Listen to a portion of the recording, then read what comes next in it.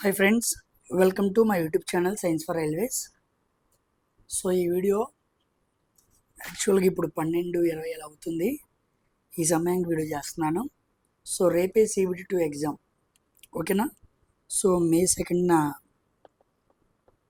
చాలామంది మన ఆస్పిరెంట్స్ చాలామంది ఎగ్జామ్స్ రాయడానికి వెళ్తున్నారు. వాళ్ళందరూ కూడా చాలాసార్లు నాకు రీసెంట్గా మెసేజ్ కూడా చేశారు, సార్ చాలా భయంగా ఉంది, ఎలా ప్రిపేర్ అవ్వాలి ఏంటి, ఇంతవరకు చదివాం, కొంతవరకు నేర్చుకున్నాం, కానీ మాక్ టెస్ట్లో ఎక్కువ స్కోర్ రావట్లేదు, అసలు ఎలా పర్ఫామ్ చేయాలి ఏంటి అనే విషయాలు అడుగుతూ ఉన్నారు.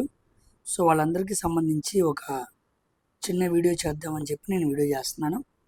సో సీరియస్ యాస్పిరెంట్స్కి మాత్రమే వీడియో అనమాట.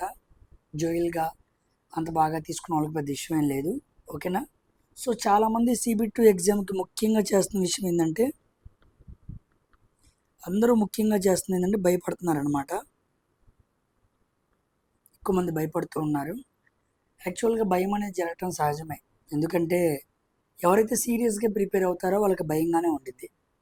ఎందుకంటే వాళ్ళు ఇన్నాళ్ళు కరెక్ట్గా చదివి ఉన్నారు కాబట్టి, చాలా ప్రిపేర్ అయ్యి చాలా కష్టపడి ఉన్నారు కాబట్టి ఆ భయం వాళ్ళకి రావటం సహజమే, ఓకేనా? సో మీరు భయపడుతుంది నిజమే, అది కరెక్టే, దాన్ని ఉండనివ్వండి, ఇబ్బంది ఏమీ లేదు. కానీ మీరు మీ ప్రిపరేషన్ ట్రస్ట్ అవ్వండి, ట్రస్ట్ యువర్ ప్రిపరేషన్, ఓకేనా? ఎందుకంటే చాలా హెవీగా చాలా మంచిగా CBT1 మీరు క్లారిఫై చేసుకుంటూ వాటిని క్వాలిఫై అవుతూ మీరు CBT2 దాకా వచ్చారు. దీంట్లో కూడా మీరు చాలా రకాలుగా పర్ఫామ్ చేసుకుంటూ ఇక్కడ వరకు వచ్చారు. సో మీరు నేర్చుకున్నది చాలా మంచిది నేర్చుకున్నారు. మీరు దాని గురించి మీరు భయపడాల్సిన పని ఏం లేదు. ఎందుకంటే సో మీరు ఏం నేర్చుకున్నారో అది చాలా వెల్గా నేర్చుకున్నారు అనమాట. హై లెవెల్ సబ్జెక్ట్నే నేర్చుకున్నారు. ఎవరి దగ్గరైనా నేర్చుకోవాలండి, సెకండరీ ఇష్యూ. ఒక CBT2 ఎగ్జామ్కి హై లెవెల్లోనే ప్రిపేర్ అయ్యాలి. ముఖ్యంగా BSc కానీ మ్యాథ్స్ కానీ రీజనింగ్ కానీ ఈ మూడు కూడా అందరూ హై లెవెల్లోనే ప్రిపేర్ అయ్యారు కాబట్టి చాలా జాగ్రత్తగా మీరు ప్రిపేర్ అయిందని ముందు గట్టిగా నమ్మండి. You need to believe, you need to trust your preparation. మీరు ఎంత ప్రిపేర్ అయ్యారో అదే మీకు కాన్ఫిడెన్స్ అనేది ఇచ్చింది అనమాట, ఓకేనా? యాక్చువల్గా మనకి పార్ట్ A, పార్ట్ B, దీంట్లో 100 క్వశ్చన్లు, దీంట్లో 75 క్వశ్చన్లు, అటు ఇటుగా 175 క్వశ్చన్లు. 175 క్వశ్చన్స్ని కూర్చొని సాల్వ్ చేయడం అంటే మామూలు విషయం కాదు, ఓకేనా? చాలా పేషెన్సీ కావాలన్నమాట. ఇక్కడ చాలామందికి పేషెన్సీ ఉండదు, ఓకేనా? చాలా పేషెన్సీ, ఓపిక కావాలి. చాలా ఓపికగా కూర్చొని సాల్వ్ చేయగలగాలి. ఎందుకంటే ఇక్కడ నువ్వు 1 అవర్ కూర్చోవాలి, 1 అవర్ 30 మినిట్స్ కూర్చోవాలి. మరి ఇక్కడ నువ్వు ఒక 1 అవర్ కూర్చోవాలి, అటు ఇటుగా 2 అవర్ 30 మినిట్స్ కూర్చొని 175 క్వశ్చన్స్ని అనలైజ్ చేస్తూ ఆ ఎగ్జామ్ రాయటం అనేది ఇట్స్ ఎ లాంగ్ ఎగ్జామ్ అనమాట. సో మీరు చాలా ఓపికగా ఉంటేనే మీరు చివరి వరకు పర్ఫామ్ చేయగలరు. మొదటి నిమిషం నుంచి 2 గంటల 30 నిమిషం, ఆ 30 నిమిషం వరకు మీరు చాలా జాగ్రత్తగా ఉంటేనే మీరు చేయగలరు. ఎందుకంటే మీరు పార్ట్ A రాసిన తర్వాత పార్ట్ Aలో కొంతమంది సరిగ్గా పర్ఫామ్ చేయలేరు. వాళ్ళు ఎంతో అనుకుని వెళ్తారు, ఎన్నో పెడదాం అనుకుంటుంటారు. కొంతమంది 70 పెడదామని, కొంతమంది 65 పెడదామని, కొంతమంది 60 పెడదాం అనుకుని వెళ్తూ ఉంటారు. So they are unable to reach the target, వాళ్ళు వెళ్ళలేరు. అప్పుడు ఏమైందంటే వాళ్ళకి ఇంకా అక్కడ దాని ప్రభావం, నేను పెట్టలేకపోయాను, నేను క్వాలిఫై అవునేమో, ఇంకేముందిలే ఇక పార్ట్ B కూడా లైట్ తీసుకుందాం అని పార్ట్ B లైట్గా తీసుకోవడానికి అవకాశం చేస్తూ ఉంటారు. అది చాలా తప్పు. సో పార్ట్ A ప్రభావం మీకు పార్ట్ B మీద పడకూడదు. పార్ట్ A మీరు రాశారు, మీరు ఎంతవరకు పెట్టారో అంతవరకే పెట్టండి. మీకు ఎగ్జామ్ ఎలా వచ్చిందో, ఆ పేపర్ టఫ్నెస్ ఎలా వచ్చిందో మనకు తెలియదు. సో ఏ బోర్డుకి ఆ బోర్డే కాబట్టి, నార్మలైజేషన్ లేదు కాబట్టి, సో మీరు పర్ఫెక్ట్గా పెట్టాల్సి అంటే పెట్టండి. ఎక్కువ తక్కువ అని ఒక ఫిగర్ పెట్టుకొని ఇది పెట్టలేకపోయాని ఫీల్ అవ్వద్దు. ఎక్కువ మంది అక్కడే చాలా డిప్రెస్ అవుతూ ఉంటారు. నేను 65 పెడదాం అనుకున్నాను. నువ్వు అలా అనుకుంటే ఎట్టా? ఆ పేపర్ని బట్టి నువ్వు పెట్టగలగాలి, అవునా కదా? సో దాని ప్రకారంగా ఉండాలి. సో ఆ పార్ట్ ఏది నీ పార్ట్ B ప్రభావం చూపకూడదు. ఏమో నువ్వు పార్ట్ A కాస్త తక్కువ పెట్టావు, అదే హైయెస్ట్ మార్క్స్ ఏమో, ఎక్కువ మంది పెట్టలేరేమో. సో నువ్వు పెట్టిన 55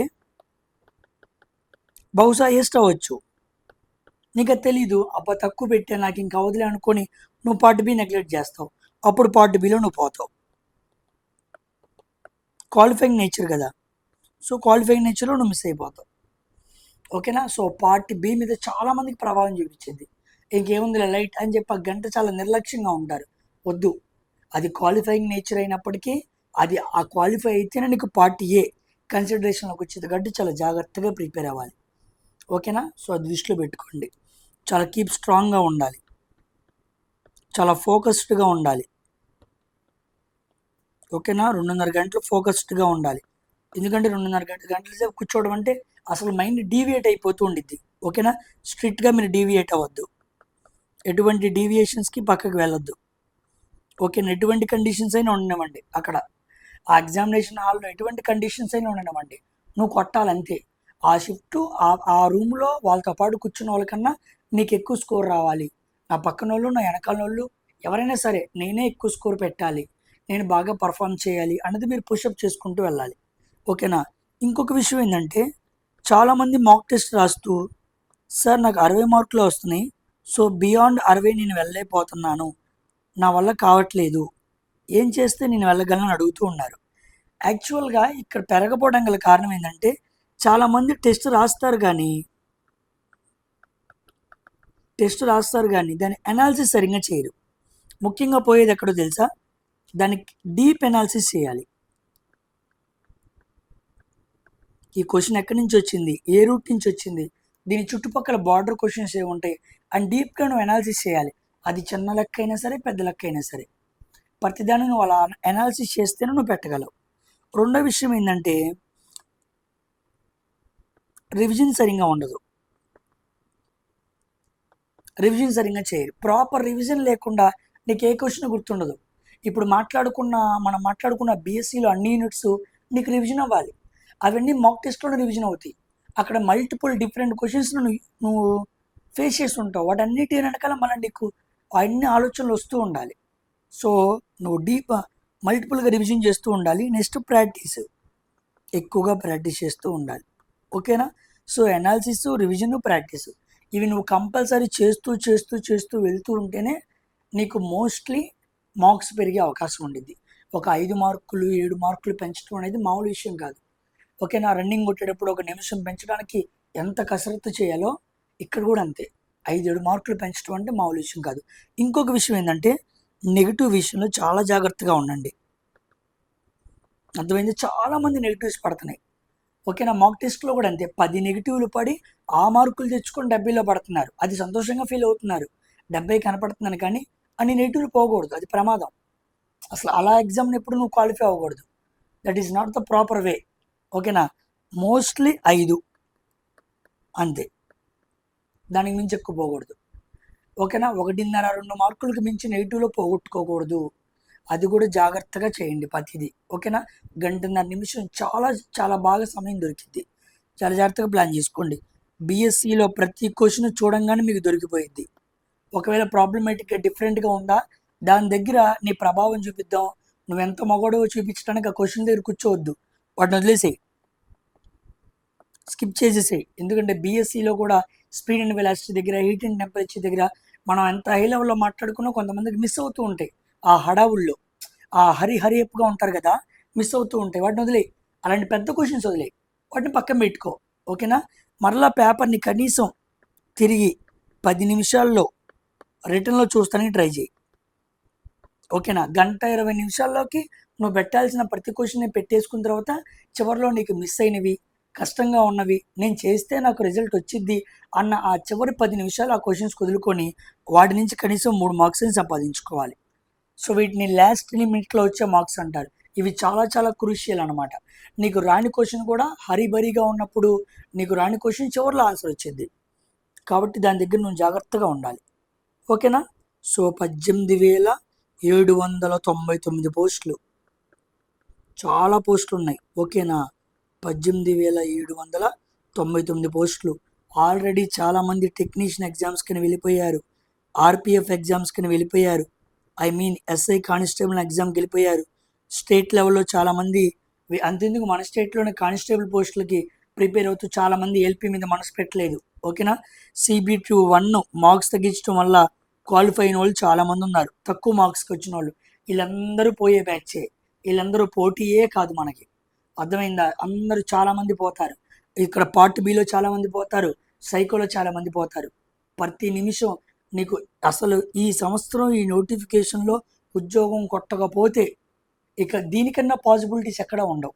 అన్ని పాసిబిలిటీస్ ఉద్యోగం కొడటానికి నేను పుషప్ చేస్తున్న ఏకైక notification RRB LP CBT 2. So దీని దగ్గర నువ్వు జాగ్రత్తగా మనసు పెడితే నీది అయిపోయింది, గట్టు దాటేస్తావు. ఓకేనా? కాబట్టి చాలా జాగ్రత్తగా ఉండు. ఇంకొక విషయం ఏంటంటే, ఇదిగోండి, ఎగ్జామినేషన్ సెంటర్కి వెళ్ళిన తర్వాత మీరు ఎగ్జామ్ హరీబరీగా రాయకుండా ప్రశాంతంగా రాసిన తర్వాత, ఇది నా పర్సనల్ టెలిగ్రామ్ ఐడి. యాక్చువల్గా నా టెలిగ్రామ్ మన ఛానల్ది సైన్స్ ఫర్ రైల్వేస్ ఎప్పుడు కూడా మీ గ్రూప్లో ఉండిద్ది, డిస్క్రిప్షన్లో కింద ఎప్పుడు ఉంటూనే ఉండిద్ది. ఎవరైనా జాయిన్ అవ్వని వాళ్ళు ఉంటే జాయిన్ అవ్వండి. ఇది నా పర్సనల్ అనమాట. ఒకవేళ కాదు అంటే ఐడి ఇస్తున్నా, బేరియం కార్బన్ అనమాట. ఓకేనా? @బేరియం కార్బన్ నా telegram ID, capital B capital C. మీరు ఎగ్జామ్ రాసిన తర్వాత మీరు గుర్తున్న క్వశ్చన్స్ కానీ మీకు ఏమైనా అర్థమెటిక్, రీజనింగ్, బిఎస్సి ఓవరాల్గా అనమాట. ఓకే, ఒకటని కాదు, ఆ 3 సెక్షన్లో ఉన్న ప్రతి క్వశ్చన్ని మీరు నాకు ఫోన్ చేయొచ్చు, నేను రెస్పాండ్ అవుతా. యాక్చువల్లీ రేపు ఫ్రైడే నేను ఫ్రీగానే ఉంటాను. మీరు నాకు మెసేజ్ చేయండి, నేను తప్పనిసరిగా రెస్పాండ్ అవుతాను. మిగతా మన సబ్స్క్రైబర్స్ కానీ వేరే వాళ్ళకి కానీ మన అనాలిసిస్ వేరుగా ఉండేది కాబట్టి దానికి తగ్గట్టుగా నేను జాగ్రత్తగా పెడతాను. ఎందుకంటే రైల్వే వాళ్ళు ఎనాలిసిస్ అనేది చేయకూడదు అన్నారు కాబట్టి మన మోడ్లో దాని గురించి ఎలా మాట్లాడాలో అలా మాట్లాడతాను నేను. ఓకేనా? సో వాళ్ళకు కూడా ఒక అవగాహన, మే 6th రాస్తున్న వాళ్ళకు కూడా ఒక అవగాహన అనేది క్రియేట్ అయ్యింది. ఇంకొక విషయం ఏంటంటే, ఈ ఎగ్జామ్కి వెళ్ళే ముందు చాలామంది చేసే మిస్టేక్స్ ఏంటంటే, ప్రాపర్ స్లీప్ ఉండదు, జర్నీ చేస్తారు కాబట్టి మ్యాక్సిమం స్లీప్ మెయింటైన్ చేసుకో. ఓకేనా? స్లీప్ అనేది నీకు కంపల్సరీ ఉండాలన్నమాట. చాలా స్లీప్ ఇంపార్టెంట్. అంతేకాకుండా నువ్వు ఎగ్జామ్కి ముందు 1 hour గ్యాప్ ఉంటుంది, 1 hour 2 hours గ్యాప్ కూడా ఉండిద్ది. ముందే వెళ్తావు కాబట్టి వెళ్ళి లోపలికి వెళ్ళిపోయినప్పుడు చాలా వరకు నిద్రపో. అర్థమైందా? చిన్న స్నాప్ తీసుకో, ఒక 15 నిమిషాలు లేదా ఒక 30 minutes స్నాప్ తీసుకో. ఒక స్నాప్ తీసుకుంటే మైండ్ మొత్తం ఫుల్ రిఫ్రెష్ అయిపోయింది. ఒక 10 నుంచి 30 నిమిషాల మధ్య పడుకున్నవాడు మైండ్ మామూలుగా ఉండదు. వాడు చాలా కామ్గా ఉంటాడు. చుట్టూ పరిస్థితులు ఏమున్నా, ఆ గందరగోళంగా ఏమున్నా వాడు చాలా నెమ్మదిగా ఉండగలడు. అర్థమైందా? చాలా కామ్గా, చాలా కాన్సన్ట్రేటెడ్గా ఉండగలడు. అది ఉండిద్ది అనమాట. సో నిద్రపోయి లేగు, చక్కగా వాళ్ళ పక్కన వాళ్ళని కానీ ఎవరికైనా చెప్పు, వాళ్ళు లేపుతారు, చక్కగా పడుకొని లేగు. ఓకేనా? అదేవిధంగా ఏం చేస్తామంటే, టైంకి వెళ్ళిపో. ఎగ్జామినేషన్ సెంటర్కి మ్యాక్సిమం టైంకి వెళ్ళిపోండి. అదేవిధంగా అడ్మిట్ కార్డ్స్, ఓకేనా, ప్రూఫ్. చాలామంది వేరే ప్రూఫ్ తీసుకెళ్తూ ఉంటారు. నీకు ఎన్ని ఉన్నా నువ్వు ఆధార్ తీసుకెళ్ళు. ఎందుకంటే బయోమెట్రిక్ని మ్యాండేటరీ చేశాడు. ఓకేనా? కాబట్టి బయోమెట్రిక్ని మ్యాండేటరీ చేశాడు కాబట్టి సో నువ్వు ఆధార్ కార్డు తీసుకెళ్తే ఇబ్బంది ఉండదు. అక్కడ ఏదో ఫామ్ రాయాలంటాడు, అది రాయాలి ఇది రాయాలి అంటాడు. నువ్వు వేరే ఫామ్ తీసుకెళ్ళడం నీ మైండ్ డిస్టర్బ్ అయ్యిద్ది. వద్దు, నేను డిస్ట్రాక్షన్ చేసి డీవియేట్ చేసి ఏ వైపు దానికి నువ్వు వెళ్ళమాక. ఓకేనా? 2, తినమన్నారులే అని చెప్పి పిచ్చి పిచ్చి తిండి ఎగ్జామ్కి ముందు తిని వెళ్ళమాక. ఓకేనా? ఎందుకంటే అసలే ఎండాకాలం ఫుడ్ అనేది చాలా ప్రభావితం చూపిస్తూ ఉండిద్ది. ఏ ఫుడ్ పెడితే ఆ ఫుడ్ తినొద్దు. ఎగ్జామ్ అయిన తర్వాత నీకు ఏ బిర్యానీ హోటల్ నచ్చితే దాంట్లోకి వెళ్ళి తినేసి, ఇబ్బంది ఏమీ లేదు. కానీ ముందు మాత్రం చాలా జాగ్రత్తగా కౌంటబుల్గా ఫుడ్ తీసుకో. ఓకేనా? అదేవిధంగా బాగా ఎండలు ఎక్కువ ఉన్నాయి. ఓకేనా? సో నేను చేసేది చదువుతున్నాను, నేను ఏదో ప్రత్యేకంగా చెప్పట్లేదు. యాక్చువల్గా ఇది నేను చేస్తానన్నమాట, ఇవి నేను. ఓకేనా? సో ఓఆర్ఎస్ఎల్ ప్యాకెట్ ఉండిద్ది, ఓఆర్ఎస్ఎల్ ప్యాకెట్ తీసుకో, చక్కగా వాటర్లో కలుపుకో. ఎలక్ట్రోలైట్స్ నీ బాడీలో నుంచి ఏమి తగ్గినాయి, మాకు డల్ అవ్వకూడదు. ఎండలో జర్నీ చేస్తూ ఉంటావు, అర్థమైందా? అటు ఇటు సెంటర్ కోసం తిరుగుతూ ఉంటావు కాబట్టి అసలు ఏమాత్రం కూడా నువ్వు నీరసం ఉండకూడదు, యాక్టివ్గా ఉండాలి. ఎండలో ఏంట్రా బాబు ఇలా ఉన్నాడు అనిపించేలా ఉండాలి. ఓకేనా? సో బాగా డిహైడ్రేట్ అవ్వకుండా చాలా హైడ్రేట్గా ఉండు. ఎప్పుడు వాటర్ బాగా తీసుకుంటూ ఉండు. వాటర్ బాగా తీసుకోమన్నా కానీ ఎగ్జామ్ ముందు ఎక్కువ తాగమాక, మధ్యలో లెగవాల్సి వచ్చింది. ఎగ్జామ్కి చాలా గ్యాప్ ముందు తీసుకో. అదేవిధంగా నువ్వు ఓఆర్ఎస్ఎల్ ప్యాకెట్లో ఉన్న బయట ఓఆర్ఎస్ఎల్ కొనుక్కోమాక, మెడికల్ షాప్లో అమ్మే పౌడర్ కొనుక్కొని వాటర్లో కలుపుకొని తాగు. ఓకేనా? చక్కగా హైడ్రేటెడ్గా ఉంటావు, ఎక్కువసేపు బాత్రూమ్ కూడా వెళ్ళవు. ఓకేనా? చాలా టైం దొరికిద్ది అనమాట. యాక్చువల్గా మీకు పార్టీ అయిపోయిన తర్వాత మీకు టైం ఇస్తాడు. పార్టీ అయిపోయిన తర్వాత మీకు 10 minutes టైం ఇస్తాడు. అంటే 10 minutes టైం ఇస్తే నువ్వు బయటికి వెళ్ళి స్నాక్స్ తిని రావడానికి ఏమి ఉండదు. నువ్వు సెంటర్ లోపలే ఉంటావు, సెంటర్ నుంచి బయటికి ఏం పంపిడు. 10 నిమిషాలు గ్యాప్ ఇస్తాడు, వాష్రూమ్స్కి వాటికి వెళ్ళండి అని చెప్పి. సిస్టమ్స్ మొత్తం మళ్ళీ ఆఫ్ అవుతాయి, మళ్ళీ ఆన్ అవుతాయి. ఓకేనా? అంతా అప్డేట్ చేస్తూ ఉంటాడు. అంటే వేరే సర్వర్ నుంచి మళ్ళీ పార్ట్ బి ఓపెన్ అవ్వాలి కదా, అదే సిస్టమ్స్ వస్తాయి, అక్కడే కూర్చోబెడతాడు. మళ్ళీ 10 నిమిషాల్లో పార్ట్ బి స్టార్ట్ అయ్యింది. ఓకేనా? ఈ మధ్యలో చుట్టుపక్కల వాళ్ళతో ఆ బాత కానీ ఈ బాత కానీ వేయకుండా కాసేపు మళ్ళీ ఏం చెప్పాను ఏంటి పార్ట్ బికి మళ్ళీ గుర్తెచ్చుకో. కాస్త కోరు టెక్నికల్గా ఉంటాయి కదా, అవేమైనా గుర్తెచ్చుకో. అంతే. ఆ 2.5 గంటల సమయాన్ని చాలా సద్వినియోగపరచుకోవాలి అది. సో నువ్వు అలా ఇవన్నీ చేస్తూ ఉంటే, ఇవన్నీ నువ్వు మనసులో గుర్తుపెట్టుకొని జాగ్రత్తగా ప్రాసెస్గా అయితే నీకు ఈజీగా అంత నీ వైపు నుంచి తప్పు లేకుండా నువ్వు ఎగ్జామ్ని బాగా పర్ఫామ్ చేసిన వాడు అవుతావు. సో మన కష్టం మనం పడాలి. నీ శక్తి లోపం లేకుండా నీ పని నువ్వు చేయి. ఓకేనా? పై రిజల్ట్ దేవుడే ఇచ్చేస్తాడు. జాగ్రత్తగా కష్టపడాలి. మరి ముఖ్యంగా చెప్పేది ఏమైనా, ఏం జరిగినా కామ్గా ఉండాలి. అర్థమైందా? చాలా కామ్గా ఉండాలి. చుట్టూ ఎటువంటి పరిస్థితులు జరుగుతున్నా, ఏం జరిగినా సరే నువ్వు చాలా నెమ్మదిగా ఉండాలి. Be calm and confident. కాన్ఫిడెంట్గా వీళ్ళు ఎగ్జామ్ రాసేసాయి, అయిపోయింది. అద్భుతంగా మంచి సబ్జెక్ట్ నేర్చుకున్నావు. ఓకేనా? రాసిన తర్వాత చక్కగా నాకు మెసేజ్ పెట్టు. నువ్వు చక్కగా సబ్జెక్ట్ గుర్తున్నాడు అయితే చక్కగా నాకు మెసేజ్ పెట్టి నేను మాట్లాడతాను. ఆ క్వశ్చన్స్ ఏమైనా ఉంటే నేను తెలుసుకొని వేరే సబ్స్క్రైబర్స్ కూడా, లేకపోతే మన వాళ్ళందరికీ కూడా ఒక చిన్న వీడియో లాంటివి చేద్దాం. వాళ్ళందరూ కూడా అవగాహన వచ్చింది. ఓకేనా? మీరందరూ ఎగ్జామ్ రాసిన తర్వాత మే 2 లేదా మే 3 తారీఖు మే 3వ తారీఖు మీరు ఎక్స్పెక్ట్ చేయని అప్డేట్ మన ఛానల్లో పెడతాను. సో మోస్ట్లీ నాకు తెలిసి ఎవరు ఎక్స్పెక్ట్ చేయరు. మీరు ఎక్స్పెక్ట్ చేయని అప్డేట్ కోసం నేను 1 వీక్ నుంచి కష్టపడుతున్నాను. ఆ అప్డేట్ ఏందనేది మీకు మే 3 లేదా 4 తారీఖుల్లో తెలిసింది. ఎగ్జామ్ రాసిన తర్వాత మధ్యలోనే తెలిసింది. ఓకేనా? సో ఆ అప్డేట్ మీరు చూస్తే మీరే సంతోషపడతారు. చాలా మంచి జరిగింది, మేలు జరిగింది అనుకుంటారు. ఆ అప్డేట్ కూడా నేను చెబుతాను మీకు. ఓకేనా? సో చాలా జాగ్రత్తగా ప్రిపేర్ అవ్వండి. చాలా కాన్ఫిడెన్స్గా, కామ్గా ఉండండి. ఓకేనా? విజయం మీదే. జాగ్రత్తగా రాయండి. ఓకేనా? బాయ్.